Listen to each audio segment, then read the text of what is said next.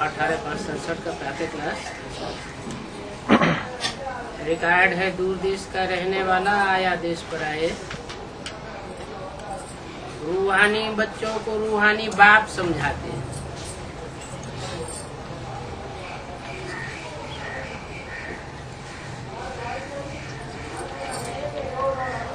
जिस्मानी बाप नहीं समझाते हैं।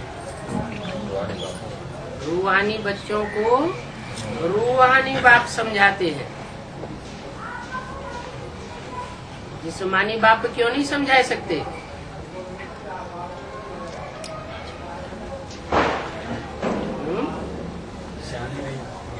क्योंकि उनको रूहों का ज्ञान नहीं है।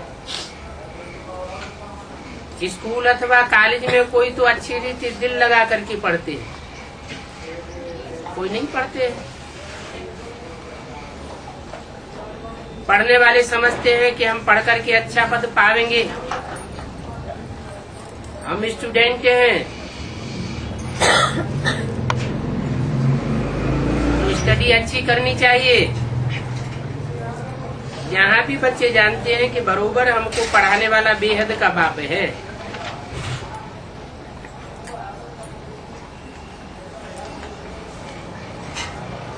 जो बच्चे यहाँ अच्छी रीति जानते हैं कि हमको पढ़ाने वाला बेहद का बाप है, वो बेहद की पढ़ाई भी अच्छी रीति पढ़ते हैं, क्योंकि जानते हैं बेहद के बाप से हमको बेहद का वर्षा मिलता है। हद का वर्षा तो इसी जन्म में मिलता है, न भी मिलता है, मिल भी जाए तो यही खलास हो जाए। लेकिन बेहद के बाप से जो वर्षा मिलता है वो अविनाशी 21 जन्मों का वर्षा मिलता है। बाप ने समझाया है कि नर से नारायण बनने की सच्ची सच्ची कथा कहो, वो सत्य बाप ही सुनाते हैं। उनको ट्रुथ गॉड फादर कहा जाता है। सत्य कथा और कोई सुना ही नहीं सकता। इस झूठ खंडे की दुनिया में सब झूठे हैं। पंडित, गुरु, गुसाई, धर्म पंडित, धर्म पिता हैं, कोई भी सच्ची कथा नहीं सुनाते। उसे सत्यनारायण की कथा कहो, तीसरा नेत्र खुलने की कथा, तीजरी की कथा कहो। अब हमने तो भक्ति मार्ग में ये सब कथाएं जन्म जन्मांतर सुनी। तीजरी की कथा, अमरनाथ की कथा, परंतु इन कथाओं का अर्थ तो कोई समझते नहीं है। वो होती है अमरपुरी और ये है मृत्युलोक। अमरपुरी के लिए तुम अभी अमर कथा सुनते हो, और ये कथा भी तुम ही समझते हो। तुम्हारे में भी कोई तो बिल्कुल नहीं जानते हैं। पूछेंगे अमरपुरी कहाँ है, तो उनको बताना पड़े। पहले स्थूल अमरपुरी में जावेंगे या पहले बेहद की सूक्ष्मपुरी में जावेंगे? उसके लिए पहले तो सूक्ष्म आत्मा बनना पड़े। आत्मा ज्योति बिंदु बनेंगे तो आत्मा बाप सुप्रीम सोल को पहचानेंगे। जब तक सुप्रीम सोल बाप को नहीं पहचाना है तब तक आत्मा नहीं बन सकेंगे, क्योंकि आत्मा का बाप परमात्मा, देह का बाप देहधारी। आत्मिक स्थिति में टिकेंगे तो मन बुद्धि रूपी आत्मा भी सूक्ष्म बनेगी। सूक्ष्म बनती है तो बुद्धि में सूक्ष्म ज्ञान बैठता है।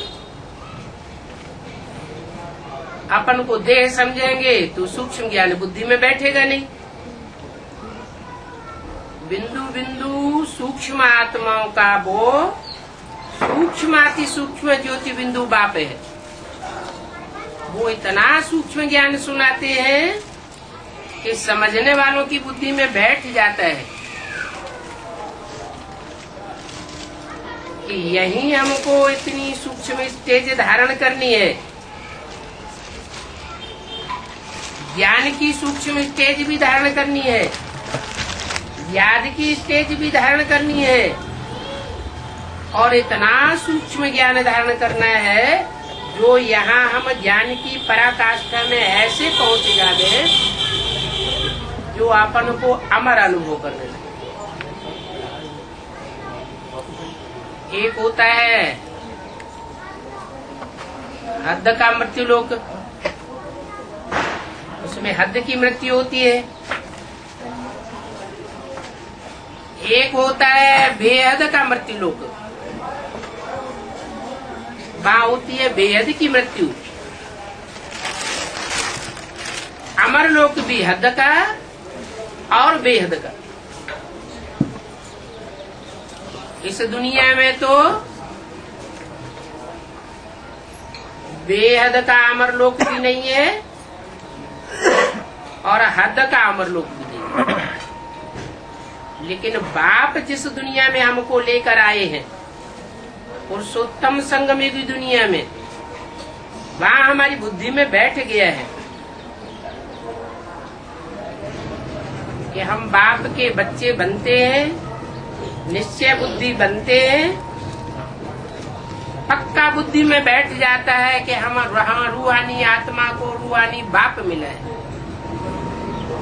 रूहानी बाप से हम रूह आत्मा की अनेक जन्मों की सदगति होने वाली है।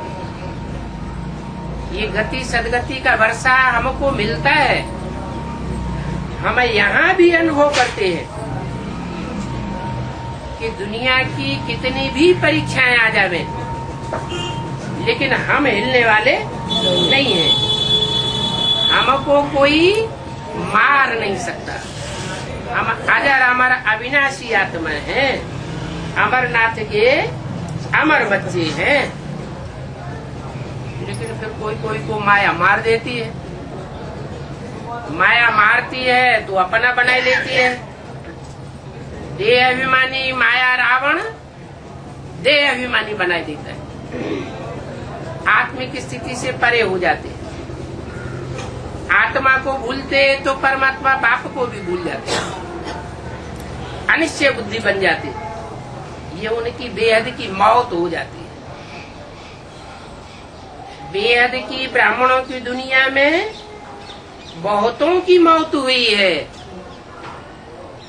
और बहुतों की होने वाली है। ये मौत का बाजार लगेगा। बड़ी बड़ी परीक्षाएं आएंगी, दुखों के पहाड़ गिरेंगे। लेकिन जो पक्के निश्चय बुद्धि है, जिन्होंने बाप की पढ़ाई गहराई से पढ़ी है, रेगुलर स्टूडेंट बने हैं, पंक्चुअल स्टूडेंट बने हैं, तो ऐसे रेगुलर और पंक्चुअल स्टूडेंट्स के ऊपर रूहानी टीचर की नजर रहती है और वो स्टूडेंट ज्ञान की गहराई में जाने के कारण मृत्यु को नहीं पाते। जहां भी चले जावे, बाप तो कहते हैं 7 दिन का कोर्स करने के बाद बल विलायत में चले जाओ। कोई जरूरी नहीं है कि बाबा से बार बार आकर के मिलना जरूरी है, नहीं। विलायत में जाकर के भी अगर सेवा करेंगे तो सेवा का मेवा खुशी मिलती रहेगी। आत्मिक स्थिति पक्की बनी रहेगी, क्योंकि रूहानी सेवा करने से रूहानी बाप रूहानी स्टेज में टिके हुए बच्चों को याद करते हैं।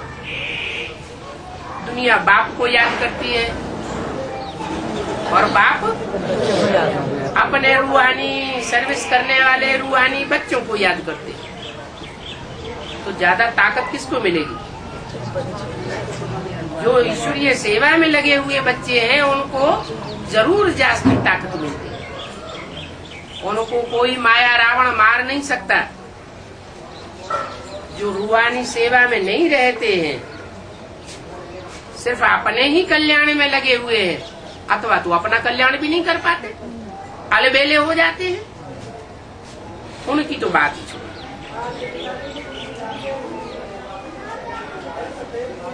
तो बोला कोई तो बिल्कुल नहीं जानते मृत्युलोक क्या होता है, अमरलोक क्या होता है, बेहद में क्या होता है, हद में क्या होता है। पूछेंगे अमरपुरी कहाँ है, उनसे पूछा जाए अमरपुरी कहाँ है तो कह देंगे ऊपर। अब ऊपर नीचे की तो बात ही नहीं। यहाँ जो अमर बाप के अमर बच्चे बने हैं, यही अमरपुरी की स्टेज में बैठे हुए, जो कायदे अनुसार नहीं पढ़े हैं,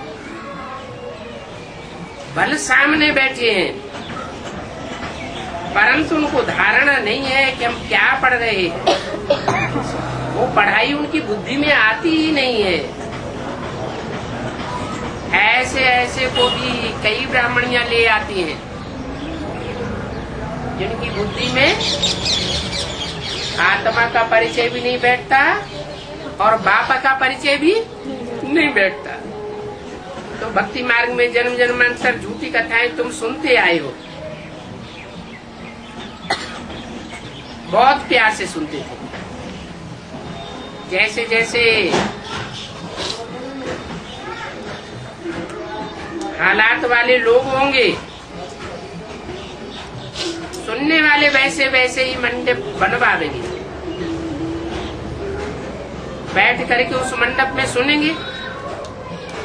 बाप तो कहते हैं मैं बिल्कुल ही साधारण तन में आता हूँ, इसमें बहुत दिखावा करने की दरकार नहीं है कि बड़ा मंडप बनवावे, लाखों लोग इकट्ठे हो जावे। मैं तो थोड़े थोड़े बच्चों की महफिल में आता हूँ, तो मैं थोड़े थोड़े बच्चों को पढ़ाई पढ़ाता हूँ। नाम ही रख देते हैं पांडव भवन, और पांडव तो 5 ही गाए हुए हैं। मनुष्यों की बुद्धि तो बिल्कुल मारी हुई है। जिनको आधा कल्प बुलाते हैं वही आकर के पढ़ाते हैं, ये कोई को मालूम ही नहीं पड़ता है। अभी तुम तो प्रैक्टिकल में पढ़ रहे हो।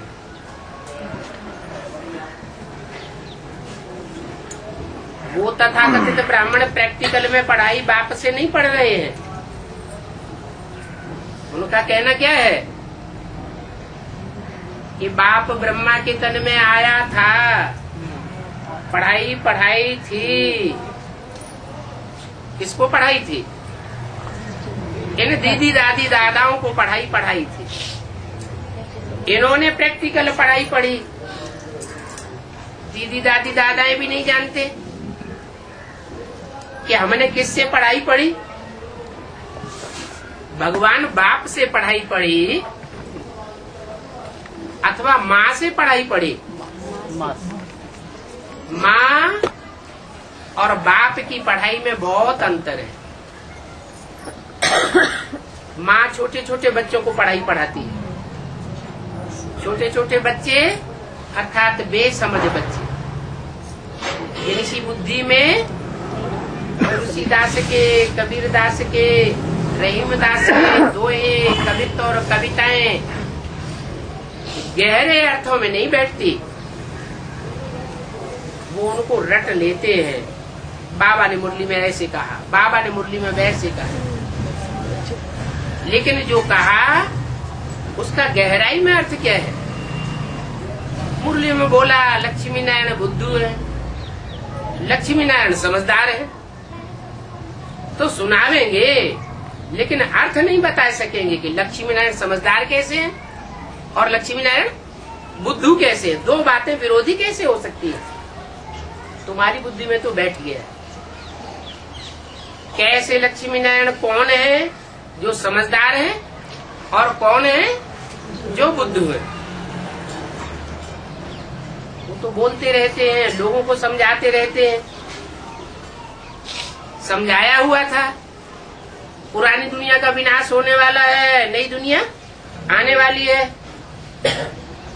सन 66 में मुरली में भी बाबा ने बोला था, चित्र भी छपाए गए, उन चित्रों में भी ये छाप दिया गया, 10 वर्ष में पुरानी दुनिया का विनाश, नई दुनिया की स्थापना, किताबों में भी छाप दिया गया। लेकिन जिन्होंने छपाया, जिन्होंने समझाया, उनकी बुद्धि में खुद ही नहीं बैठा कि इतनी बड़ी दुनिया का विनाश 10 वर्ष में कैसे हो जाएगा। सारी दुनिया को संदेश ही नहीं मिलेगा तो विनाश कैसे हो सकता है। दुनिया की मनुष्य आत्माएं तो भगवान को डरवा देंगी कि हमको तो संदेश भी नहीं मिला।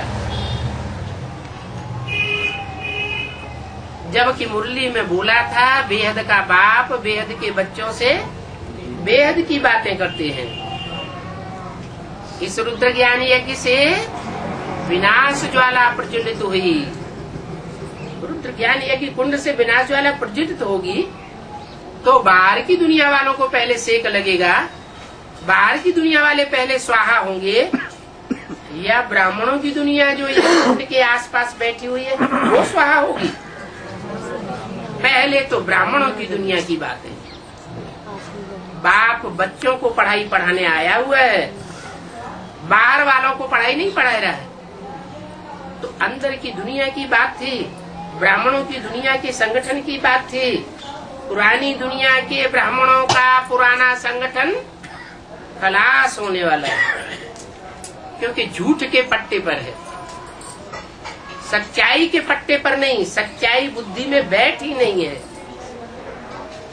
कि नई दुनिया की स्थापना कैसे होनी है, पुरानी दुनिया का विनाश कैसे होना है।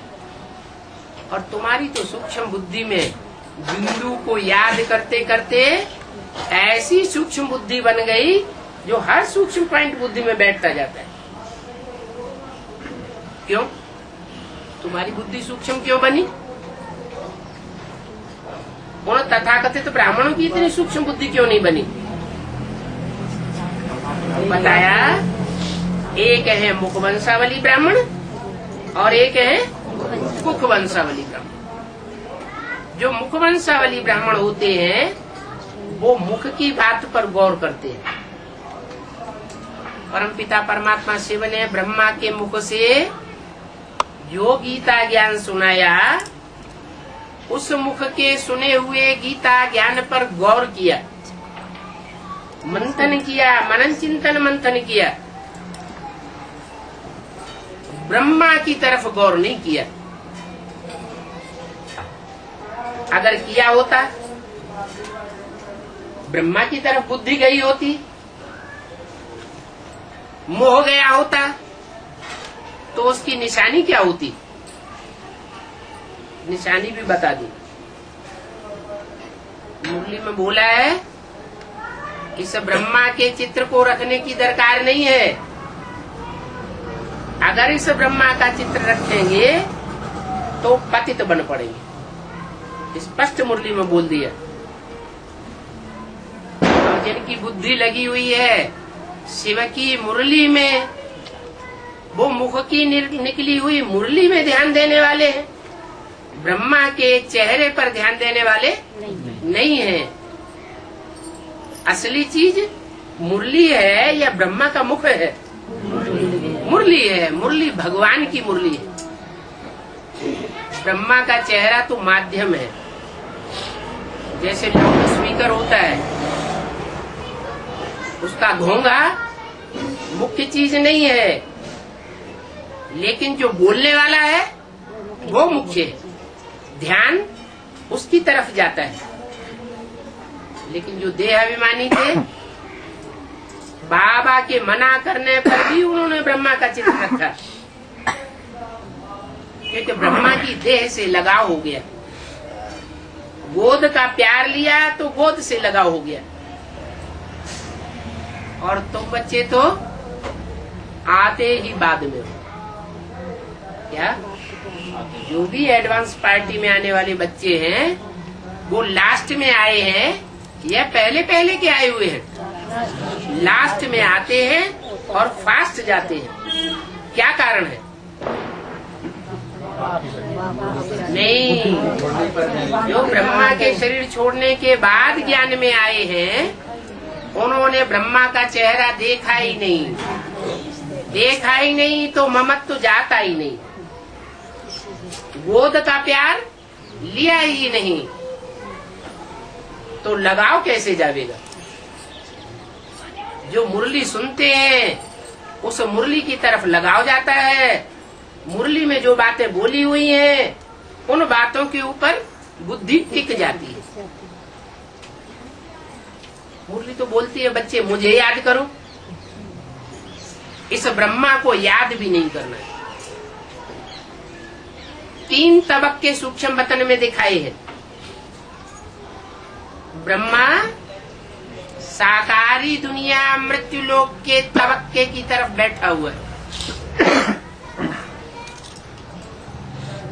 ब्रह्मा की स्टेज किधर है? मृत्यु लोक की ओर।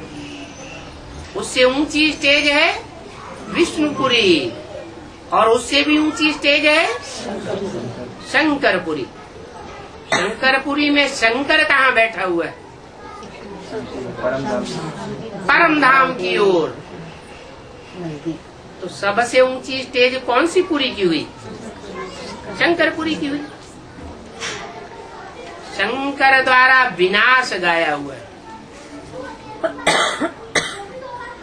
जो विनाश, आतताइयों का विनाश, अधर्मियों का विनाश कोई भी धर्म पिता नहीं कर सका। इब्राहिम नहीं कर सके, बुद्ध नहीं कर सके, क्राइस्ट नहीं कर सके, मोहम्मद नहीं कर सके, गुरु नानक नहीं कर सके। पुरानी परंपराओं का, पुरानी चलन का, पुराने संस्कारों का, पुराने पुराने धर्मों का विनाश कोई ने किया ही नहीं। और ही अपना आकर के एक नया धर्म ऐड कर दिया। तो दुनिया में मतांतर बढ़ते रहेंगे या घटेंगे? खंडन तो हुआ नहीं पुरानेपन का। और अगर वो धर्म पिताएं पुरानेपन का खंडन करें तो कर भी नहीं सकते। क्यों नहीं कर सकते? उनसे पहले जिसने धर्म की स्थापना की है वो ज्यादा पावरफुल थे या बाद वाले ज्यादा पावरफुल? जितना धर्म पिता पुराना होगा उतने उस धर्म के फॉलोअर्स भी ज्यादा पुराने होते हैं, उनमें ज्यादा ताकत होती है। पुरानी आत्माएं ऑलराउंड पार्ट बजाने वाली होती है। उन शक्तिशाली आत्माओं का मुकाबला करना नए धर्म पिताओं के बस की बात नहीं है। हाँ, थोड़ा थोड़ा कन्वर्सन कर लेते हैं।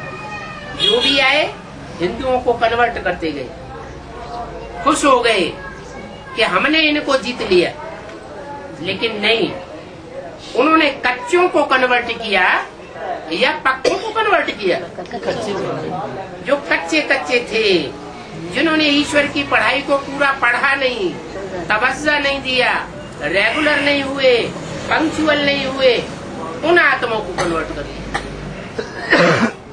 इसलिए बाप कहते हैं बच्चे मेरा डिसरिगार्ड न करो।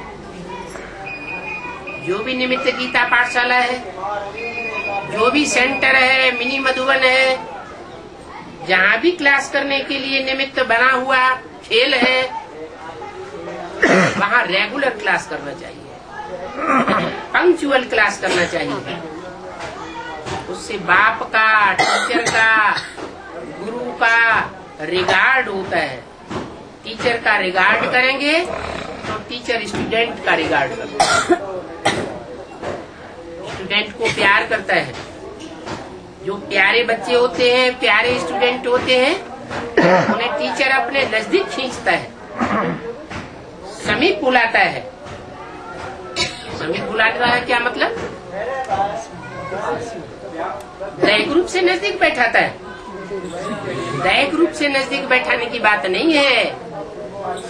जिस तन में प्रवेश करता है उस तनधारी आत्मा के जन्म जन्मांतर नजदीकी स्टेज प्राप्त होती है।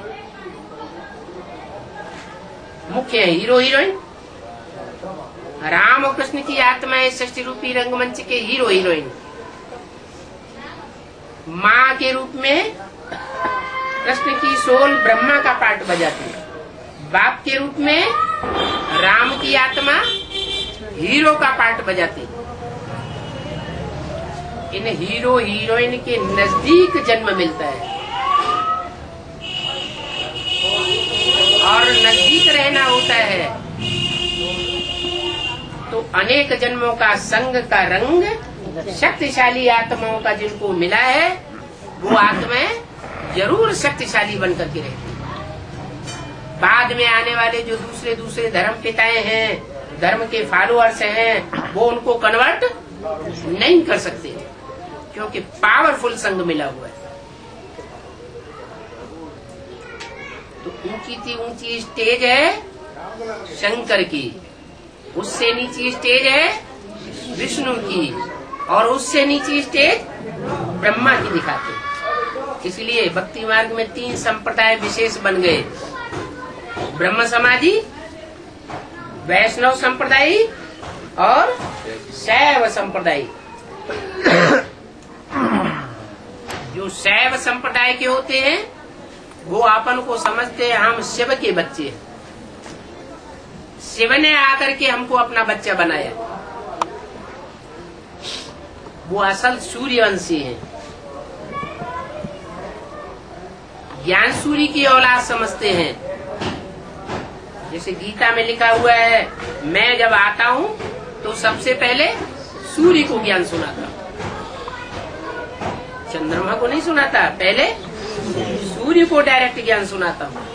तो जो सूर्यवंशी बच्चे हैं वो इस उमंग उत्साह में रहते हैं कि हमने डायरेक्ट बाप से पढ़ाई पढ़ी, सन्मुख पढ़ाई पढ़ी है क्या, और जो है उन्होंने देहधारी धर्म गुरुओं से पढ़ाई पढ़ी है और हमने बाप से डायरेक्ट पढ़ाई पढ़ी। वो उमंग उत्साह उनको इसी जीवन में सारी सिद्धियां प्राप्त होती है। पढ़ाई की प्रारब्ध भी इसी जन्म में प्राप्त होती है। हमारी पढ़ाई क्या है, उसका लक्ष्य क्या है? नर से नारायण बनना और नारी से लक्ष्मी बनना। ये नर से नारायण और नारी से लक्ष्मी बनने का लक्ष्य इसी जन्म में प्राप्त करना है या अगले जन्म में प्राप्त करना है? इसी जन्म। और दुनियावी पढ़ाइयाँ भी होती हैं। डॉक्टर की पढ़ाई पढ़ेंगे, वकालत की पढ़ाई पढ़ेंगे, इंजीनियरिंग की पढ़ाई पढ़ेंगे।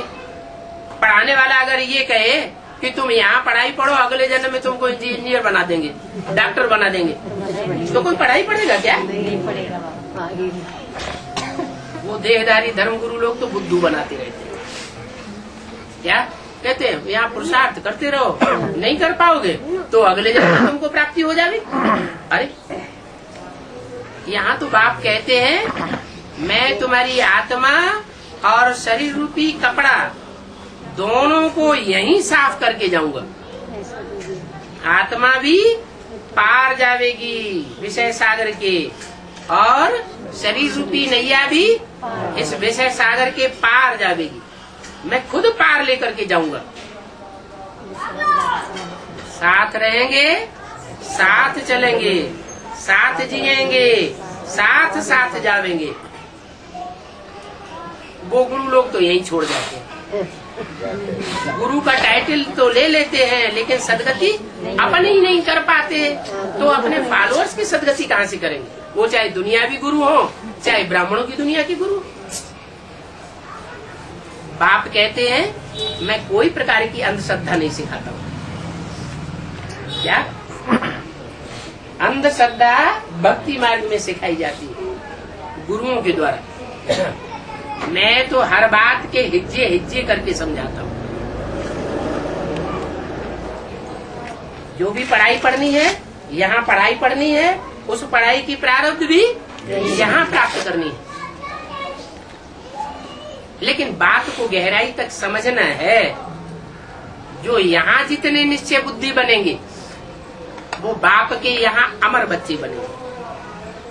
बार बार मरते रहेंगे, बार बार अनिश्चय बुद्धि होते रहेंगे, तो क्या होगा? कौन सी लिस्ट में जाएंगे? अमरनाथ के बच्चे बनेंगे या ब्रह्मा के बच्चे बनेंगे? ब्रह्मा मृत्यु लोक में खलास हो जाता है।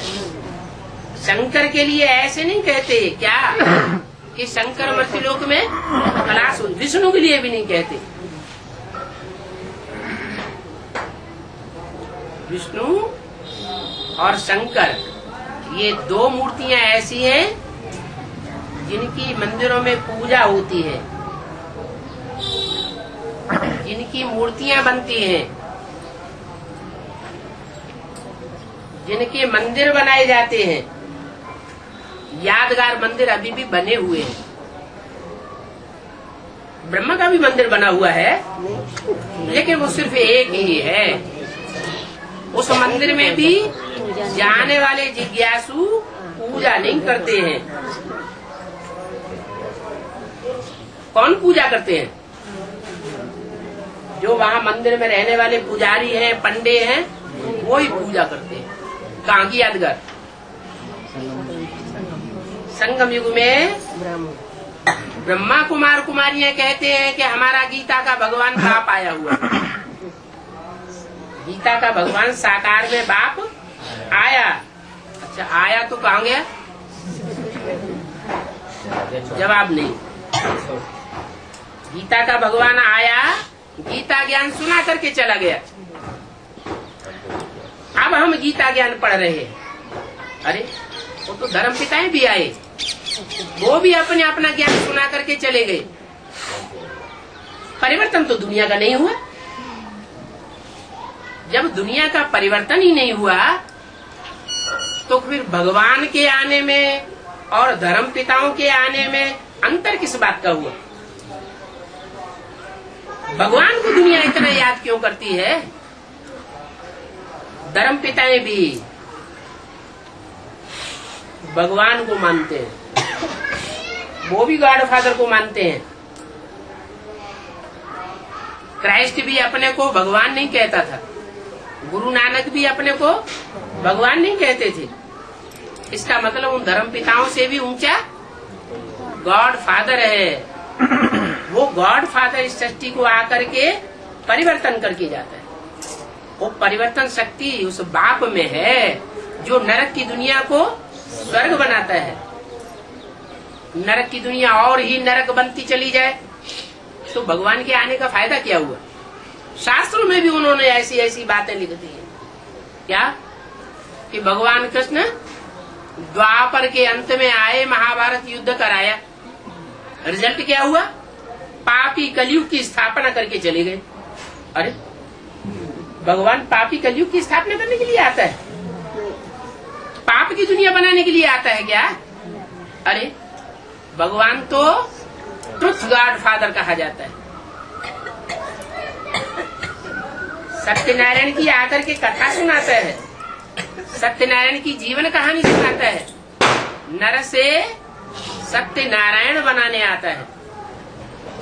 तो वो सत्य युग की स्थापना करके जावेगा या कलयुग की स्थापना करके जावेगा? वो तो आता ही है सत्य बाप सच्चे खंड की स्थापना करने और झूठ खंड का विनाश करने के लिए आता है। ये झूठ खंड का विनाश, झूठे धर्मों का विनाश, झूठे मत मतांतरों का विनाश, झूठे राज्यों का विनाश, ये और कोई मनुष्य मात्र के बस की बात नहीं है। क्योंकि जन्म जन्मांतर सब नीचे उतरते चले आए, सब काल के गाल में गिरते चले आए। इतनी बड़ी दुनिया में इतने इतने धर्म फैले हुए हैं, इतने इतने मत मतांतर फैले हुए हैं, इतने इतने बड़े बड़े राज्य राज्याधीश बैठे हुए हैं। इनका मुकाबला करना मनुष्य के बस की बात नहीं है। ये तो गॉड फादर है जो अति साधारण रूप में आता है, साधारण तन में आता है। बड़े बड़े राज्याधीश, बड़े बड़े धर्माधीश उसको पहचान ही नहीं पाते। वो अंदर ही अंदर अपना नेटवर्क बिछाता रहता है, किसी को पता ही नहीं चलता कि ऐसी हस्ती भी संसार में आ चुकी है जो हम सबका तख्ता उलट देगी।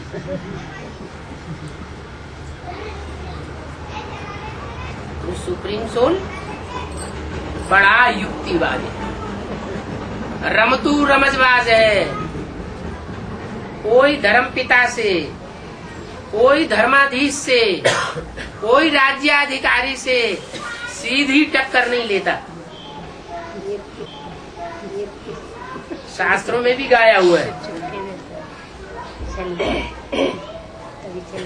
क्या गाया हुआ है? कृष्ण को भगवान गाया हुआ है, राम को भगवान गाया हुआ है, शंकर को भगवान गाया हुआ है। शंकर भगवान ने भस्मासुर से सीधी टक्कर ली क्या? सारी दुनिया में भागे भागे फिरे। अरे लोग कहते हैं ये भगवान कैसा होता है? भगवान कोई भागने वाला होता है क्या? पीछे पीछे भगवान भागे और आगे आगे भगवान भागते फिरे, ऐसा कैसा भगवान? अरे भगवान तो अहिंसक युद्ध कराता है, हिंसा का युद्ध नहीं कराता। अहिंसक राज्य की स्थापना करने आता है। अगर वो भी हिंसक बन जाए, आमने सामने की लड़ाई लड़े, तो हिंसक दुनिया की स्थापना होगी या अहिंसक राज्य स्थापन होगा? हिंसक दुनिया बन जाएगी। जो भी आए, जिन्होंने भी अपनी राजाई इस दुनिया में स्थापन की, चाहे इस्लाम धर्म के हो, बौद्ध धर्म के हो, क्रिश्चियन धर्म के हो, सिख धर्म के हो, सबने हिंसक युद्ध किए और हिंसक युद्ध के आधार पर हिंसक राजाई स्थापन करी। भगवान तो महात्माओं से भी ऊंचा होता है, धर्म पिताओं से भी ऊंचा होता है। जब महात्माएं और धर्म पिताओं ने कभी ये संदेश नहीं दिया कि हिंसा करो,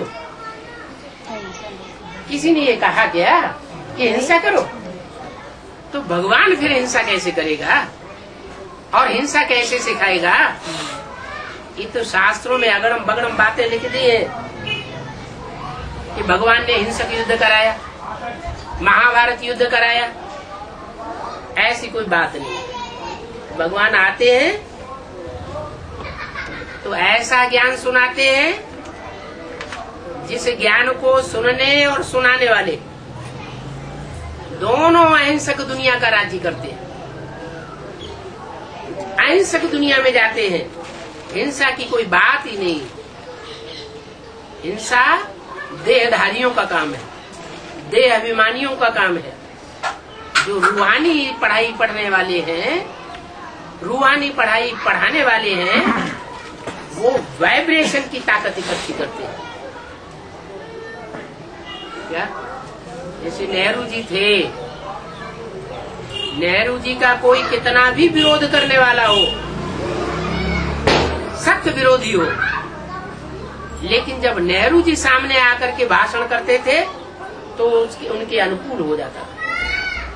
ये कौन सी पावर है? ये वाइब्रेशन की पावर है। रूह वाइब्रेशन बनाने वाली है,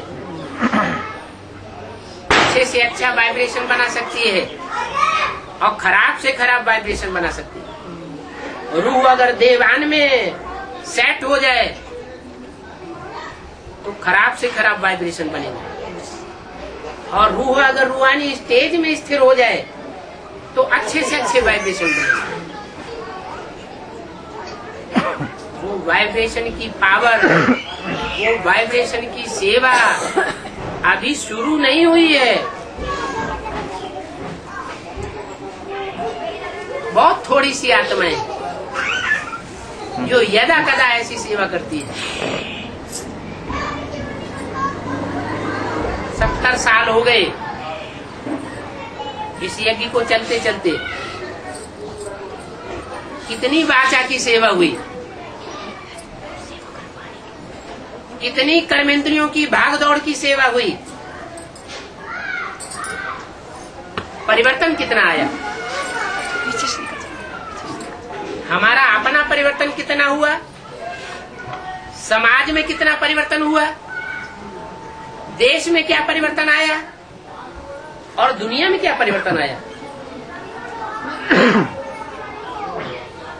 पंप एंड शो बढ़ा लिया वो एक अलग बात, लेकिन अंदरूनी परिवर्तन कुछ भी नहीं हुआ। वो कब होगा? कोई कहे कि 70 साल में कुछ भी नहीं हुआ तो आगे 30 साल में हो जाएगा, इसकी क्या गारंटी?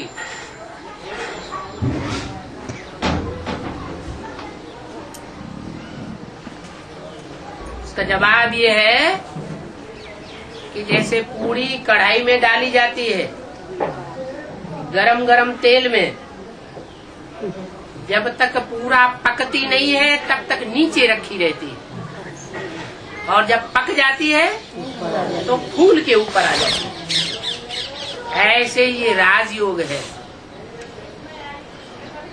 गुप्त ज्ञान है और गुप्त याद है। ये अंदर अंदर पक रही है, पकते पकते पकते जब नंबरवार आत्माएं प्रत्यक्ष होंगी तो उनकी ताकत भी संसार में प्रत्यक्ष होने लगी। राजयोगी नंबरवार प्रत्यक्ष होने लगेंगे। 9 लाख सितारे सारी दुनिया में विनाश के टाइम पर ज्ञान की और योग की चमक मारेंगे। जैसे पारस पत्थर का गायन है, क्या गायन है? जो पारस पत्थर जहाँ भी लोहे को छू दिया जाए तो सोना बन जाता है। वो तो एक गायन बनाया हुआ है। वास्तव में बात बेहद की है। ये जो बेहद की पत्थर बुद्धि आत्माएं हैं, जब ऐसी संपन्न पारस बुद्धि आत्माओं के संसर्ग में संपर्क में आवेंगी, दृष्टि के संपर्क में आवेंगी, वाचा के संपर्क में आवेंगी, तन के संपर्क में आवेंगी, संसर्ग में आवेंगी, तो कट से उनका परिवर्तन हो जाएगा। कितना भी कोई विरोधी क्यों न हो, संग के रंग में आने से उनको संग का रंग न लगे, ये हो नहीं सकता। ऐसा वाइब्रेशन परिवर्तन करने वाली आत्माएं संपन्न आत्माएं बन जाएंगी। लेकिन बनेगी नंबरवार पुरुषार्थ।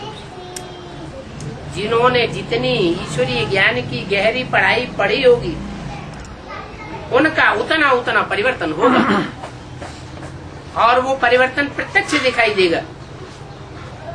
ऐसे नहीं अंत तक गुप्त रहेगा, नहीं। टाइम है। क्या टाइम है? ब्रह्मा द्वारा ब्राह्मण धर्म की स्थापना और शंकर द्वारा मतांतरों का, पुराने संस्कारों का, भक्ति मार्ग के संस्कारों का खंडन, विनाश, और विष्णु द्वारा जो श्रेष्ठ ब्राह्मणत्व के संस्कार धारण किए गए हैं, जो ब्राह्मणत्व के संस्कार से कभी नीचे नहीं उतरते हैं, ऐसे ब्राह्मणों की पालना करना। ऐसे नहीं है कि ब्रह्मा के द्वारा जिन ब्राह्मणों ने पढ़ाई पढ़ी वो सब ब्राह्मण नीची कुरी के हैं। भक्ति मार्ग में कुरियां होती है ना ब्राह्मणों की, कोई ऊंची कुरी का ब्राह्मण, कोई नीची कुरी का ब्राह्मण। 9 ब्राह्मणों की कुरियां मानी जाती है। तो ये 9 धर्मों से कनेक्टेड हैं, जो 9 धर्म भगवान से कुछ न कुछ प्राप्ति करने की लिस्ट में आते हैं। उनमें जो सबसे ऊंचे से ऊंचा है सूर्यवंश, वो तो यज्ञ के आदि से ही अलग हो गया था। जिसके लिए मुरली में बोलते हैं राम फेल हो गया। कौन से एग्जाम में फेल हो गया? फाइनल एग्जाम में फेल हो गया या मासिक एग्जाम में फेल हो गया, त्रैमासिक में फेल हो गया? फाइनल एग्जाम तो अभी भी किसी का नहीं हुआ। फाइनल एग्जाम होगा और मालाएं प्रत्यक्ष हो जाएंगी। तो यज्ञ के आदि में जो राम फेल हो गया उसका कारण भी बताया। तो शुरुआत में इतना ज्ञान नहीं था तो चले गए। इसलिए जो चले गए यज्ञ के आदि में ही, उनके पीछे पीछे उनका हुजूम भी चला गया। वो सूर्यवंशी बच्चे गए, कोई न कोई कारण ऐसा बना कि यज्ञ कुंड से स्थापना के साथ साथ विनाश ज्वाला भी प्रज्वलित हुई। उस विनाश ज्वाला में निमित्त कौन बने? ब्रह्मा, बाप और ब्राह्मण बच्चे। ब्राह्मण बच्चों में सूर्यवंशी ग्रुप के बच्चे गए सूर्य के साथ, बाकी बचे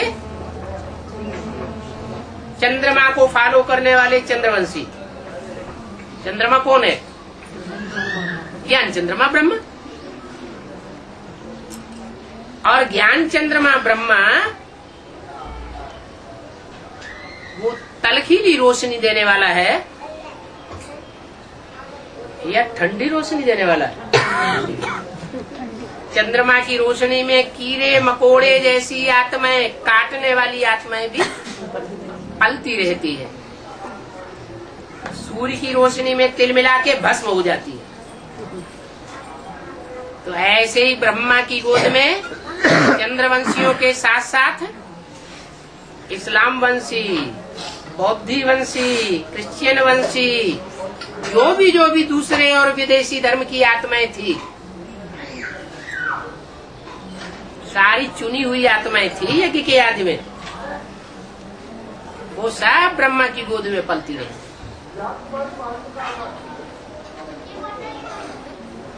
ब्रह्मा की गोद में पली, लेकिन ब्रह्मा को ही दुख देती रही।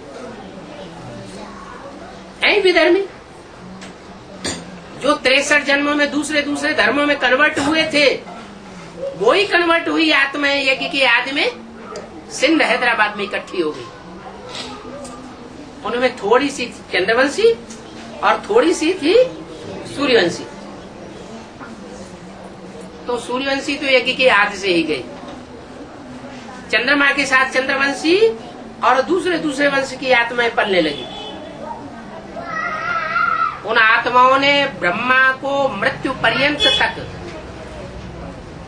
दुख दिया, सुख नहीं दिया।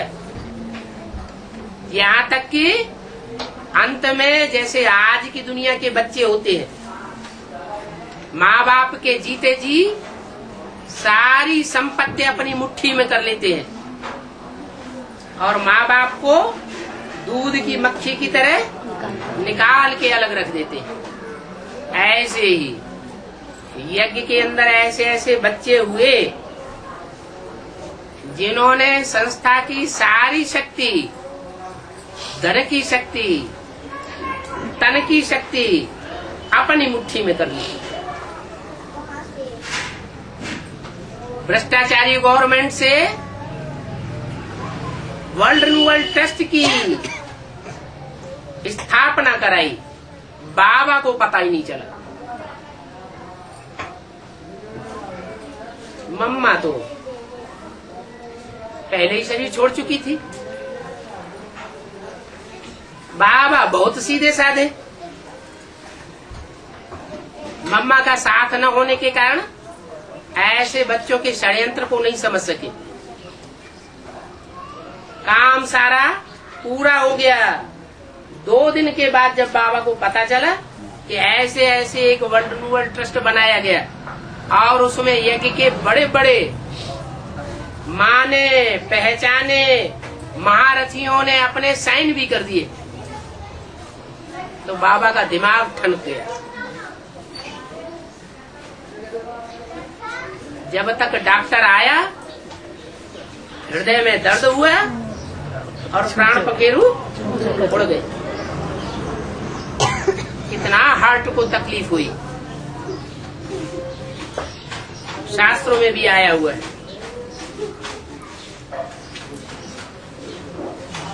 कि जो कृष्ण भगवान के रूप में जाना पहचाना गया, जिसने इतना बड़ा महाभारत युद्ध कराया, 5 पांडवों को 7 अक्षौणी बना दिया, 18 अक्षौणी टोटल संख्या, उसमें से 7 अक्षौणी पांडवों की तरफ आ गए। वही कृष्ण अंत समय में किसी बहेलिये ने उनके पांव में तीर मारा और छटपटा के मर गए। ऐसा हो सकता है क्या? तीर मारा माना बात का तीर मारा। उन्हें ऐसी बात कर दी जिस बात से उनकी बुद्धरूपी पांव घायल हो गया और घायल होकर के छटपटा के उन्होंने शरीर त्याग दिया। तो ऐसी दुखदायी आत्माएं यज्ञ में अम्मा, जो सारी सृष्टि की अम्मा थी, नाम ही था ब्रह्मा, बड़ी माँ, उसकी गोद में पलते रहे। उस माँ ने कितना सहन किया होगा। आज भी घरों में माताएं कितना सहन कर रही हैं।